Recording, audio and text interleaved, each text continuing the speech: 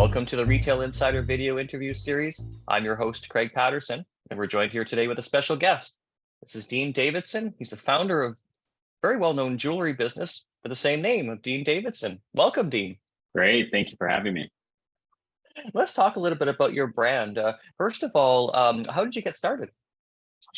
So I started in spring of 2008. I used to work in a completely different field. I worked in agriculture, and I was on a trip, probably my first big international trip to South Africa. I bought a bracelet in a market in Cape Town, brought them back to Calgary where I was living, and I started making them kind of as a hobby.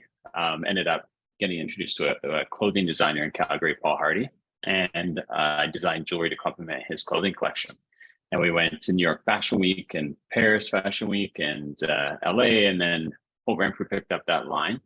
And I ended up enrolling in jewelry design classes at ACAD in Calgary. And then 3 years later, I launched my first solo collection. And that's 15 years ago.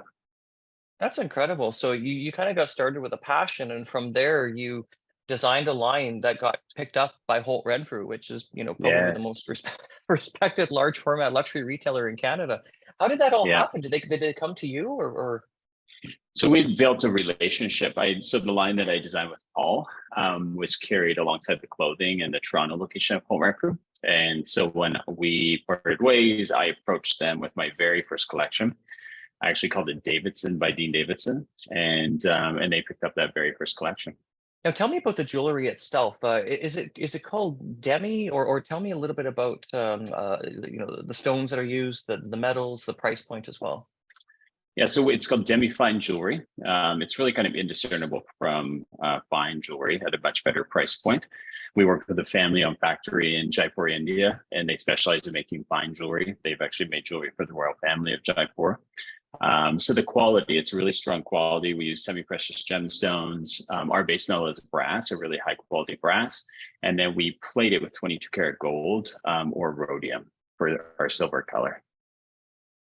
Excellent. Now, in terms of product types, tell me about necklaces, rings. Tell me about the collection. Yeah, so we do the whole everything from hoop earrings, the necklaces, rings. The cocktail rings is a big category for us. Pendants, statement necklaces. So we kind of run the whole gamut of pieces in the jewelry world. Are there any other categories as well beyond jewelry yet, or? Not yet. So we're kind of dabbling in homewares a little bit. That's part of the future plans of the brand.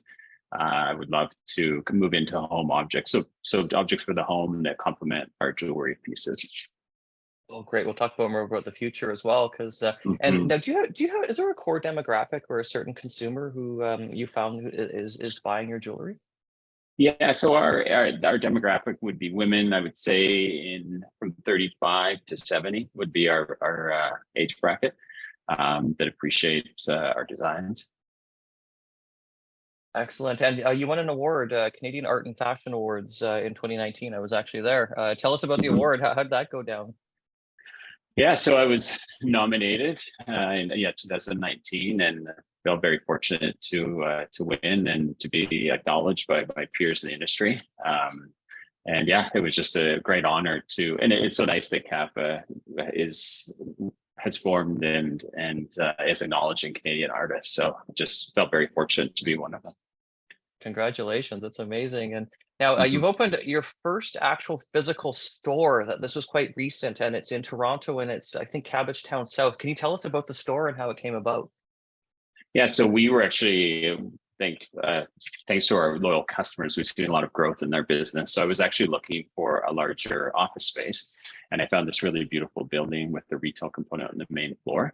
And so we decided it was time to jump into a boutique. And so we created a really beautiful, serene environment.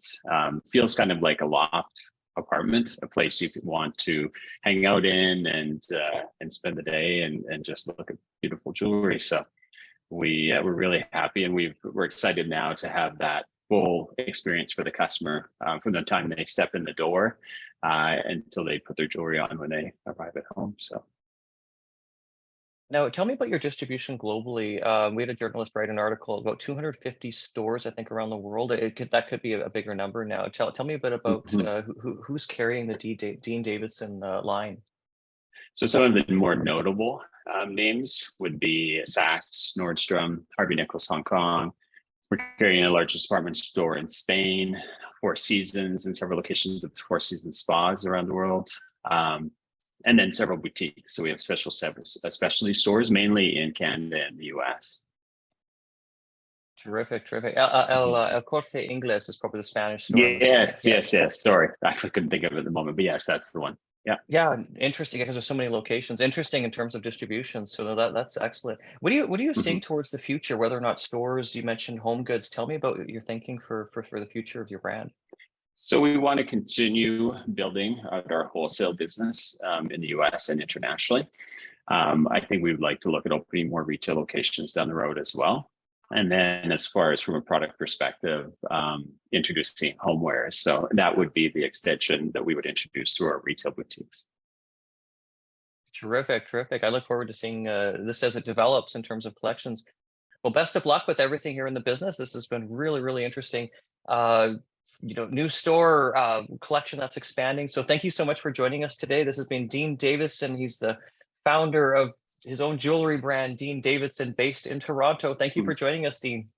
Great. Thank you for having me. And I'm Craig Patterson. I'm the founder and publisher of Retail Insider.